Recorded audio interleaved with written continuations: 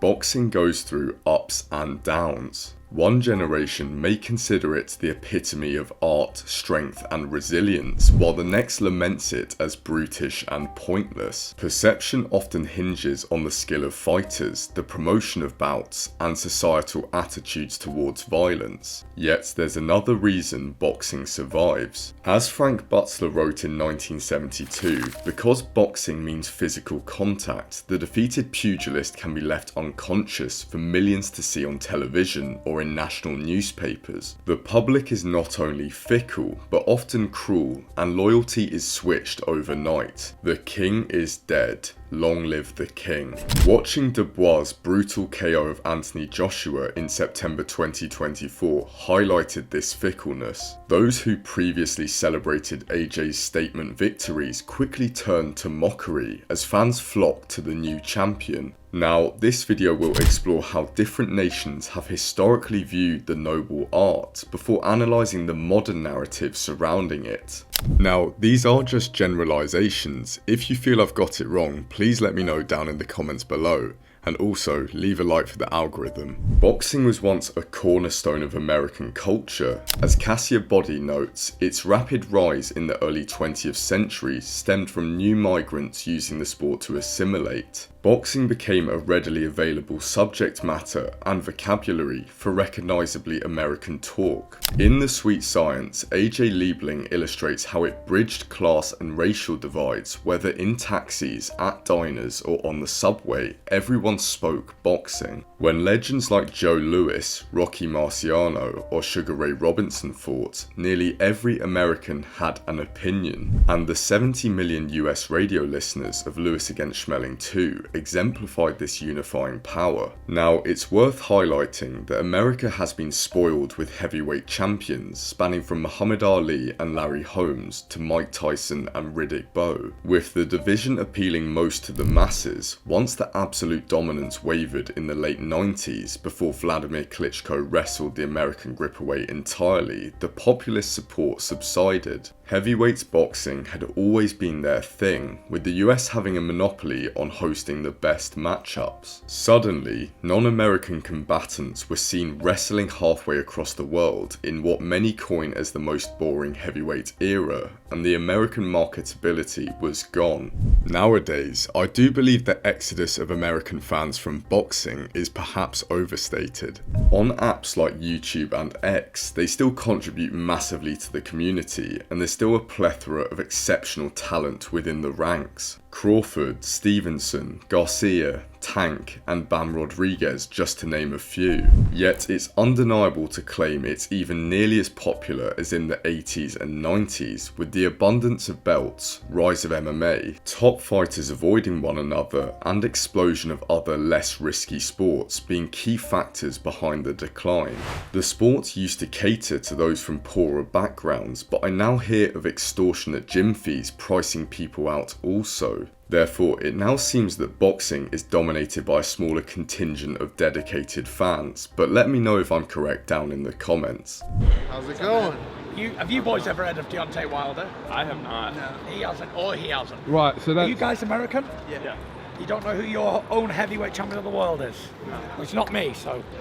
Boxing has had a profound impact upon UK society. Egan's Boxiana captures prize fighting's early days, highlighting ringside antics, betting, drinking culture and good fellowship, which deeply embedded it into British life. Bare-knuckle brawlers like James Figg, Jack Broughton and Daniel Mendoza were not only the rock stars of the time, but also embodied the British stiff upper lip resilient spirit. Over time, boxing was deemed a platform to show grit and gentlemanly conduct. While French and Americans compromised the sport, English boxer Jim Driscoll noted the British disdain for the holding, hugging and wrestling that ruined it. Boxing, in its purest form, was seen as a way for men to express themselves as true noblemen, from bombardier Billy Wells to Henry Cooper. Until the 1990s, boxing was a mainstream sport, with 16.3 million viewers tuning into the 1993 Eubank against Benn fight and others following close by.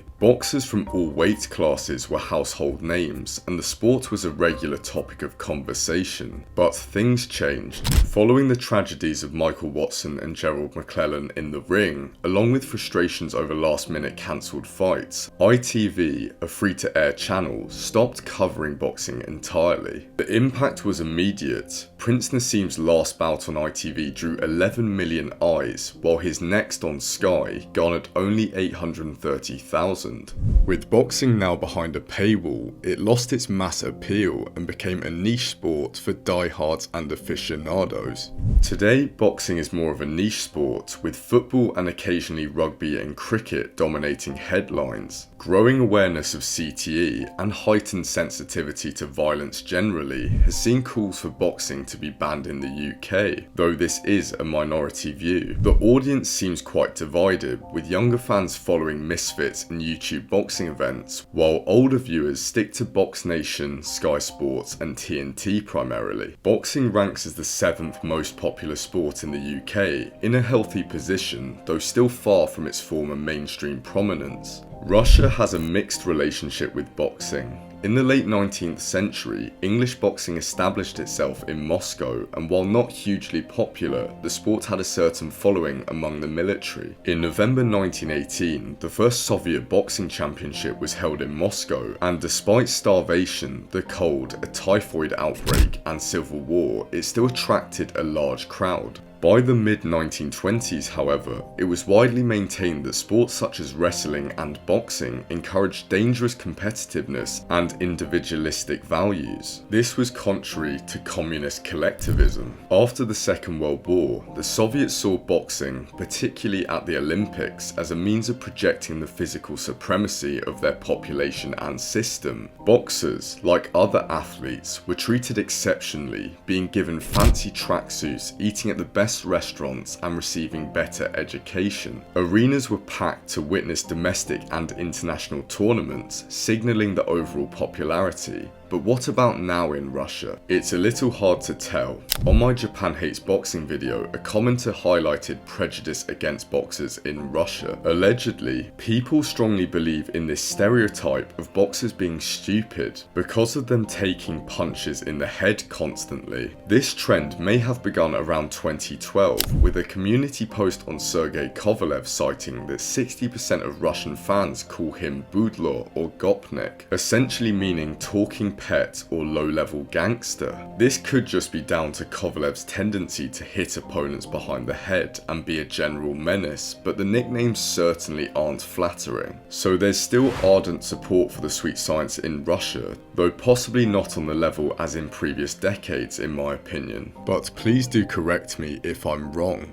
South Korea is an interesting one. In the mid-1920s, Koreans began to take up American-style gloved boxing, excelling at the sport, with the Korean Taekwon Jo being arguably the best professional pugilist across Asia in the mid-1930s. Kim Ki-soo held the undisputed WBA and WBC super welterweight titles from 1966 to 1968, while Hong Soo-hwan became a world champion in 2 different weight classes in the 70s. The 80s saw a stacked Korean roster emerge, with Baek-in Chul holding the WBA super middleweight title, Kim Ji-won being an unbeaten world champion in the bantamweight division, Chang Han-koo retaining the light flyweight title from 1983 to 1988, and Park Chong-pao winning the IBF and WBA crowns. But despite some success in the 90s, with WBA light flyweight champion Myung Woo and WBC super flyweight title holder Masamori Tukiyama, Korean boxing has effectively died. Only Choi Hun-mi in the women's super featherweight category has had any recent success. Popular support has declined massively, with boxing never featuring in any of the favourite sports lists. Forums tend to suggest MMA and K1 have replaced boxing entirely as the combat sports of choice. For the exact reasons behind this, check out my Korean boxing video linked down below. But overall, I do think it is safe to say that South Korea does not care about the sport any longer. An air of secrecy shrouds Cuban boxing, with the ban on boxers turning professional in 1961 and communist privacy. It's hard to know the popular view on the sport. But honestly, reading In the Red Corner by John Duncan, a journalist who became embedded in the boxing setup in the late 1990s, was certainly eye-opening. Cuba's boxing fascination likely began with the hosting of Jack Johnson against Jesse Willard on the 5th of April 1915 in front of 25,000 spectators. This feeling grew with its first boxing world champion, Kid Chocolate, before fighters like Kid Gavilan, Benny Parrott, Luis Manuel Rodriguez, Sugar Ramos and Jose Napoles joined the party. But when professional boxing was banned by Castro in 1961, the fighters still retained their popularity. Now, if a poor kid from a small island like Cuba could accomplish anything on the world stage, like at the Olympics, they'd be subjected to unrivaled admiration and respect. For example, John Duncan described three-time Olympic gold winner Felix Savon as being a star all over Cuba, with everyone loving him. Either baseball or boxing are the primary topics of everyday conversation throughout the book, and you get the sense that the late 1990s Cuba was utterly transfixed by the sweet science. But is this still the case? By all accounts, Cubans are still obsessed with the sport. Although baseball remains the official national pastime, boxing closely follows. There are approximately 200 gyms and facilities across the country, almost 500 coaches and 19,000 registered boxers, including 80 Olympic athletes. For a country with just 11 million people, it's likely the boxers are still national celebrities and are treated very well, and the internal tournaments continue to be organised. I therefore say Cuba is still very much obsessed with the sweet science.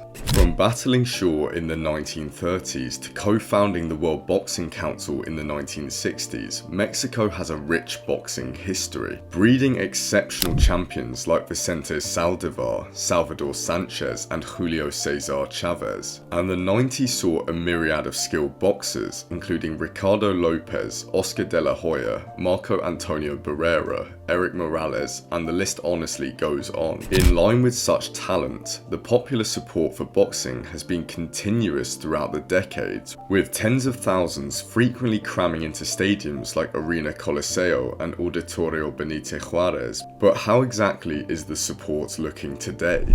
Well, behind football, boxing appears to be the sport of choice, with 40% of men in a study voting it as their favourite. There are 1,340 boxing gyms across Mexico as of January 2025, which is astronomically high, and perhaps underlines the love and extensive participation within the country to this day. I personally feel the unbridled success of Canelo has partly ensured boxing remains embedded within Mexican culture. He's basically carried the mantle after Cesar Chavez retired, and shown it's a ticket to financial prosperity for many, especially with the United States on its doorstep organising major bouts consistently. Considering this, boxing is probably looked upon more favourably in Mexico than anywhere else in the world, and the mainstream support is undeniable. Not really much more to say on this one. You might be wondering why I haven't covered Japan yet. Well, I made a video analysing how the Japanese viewed the sweet science a couple of months ago, so if this is of interest to you, please click the link down below. But now I'd like to hear what you guys think. Have I missed your country, and if so, what's the general view on the sweet science there? Banned? I'm keen to hear from all of you. If this video does get 1,500 likes, I'll make a part 2 where I can cover more countries, as there's still a bunch I've missed out on. I know I always say this, but I do really appreciate all the support you've given the channel recently. Thank you so much for watching, guys. We're gradually getting closer to that 40,000 subscriber mark, and that's genuinely insane, so thank you very much. More content is on its way, so keep an eye out for that, and I'll see you guys soon. Cheers.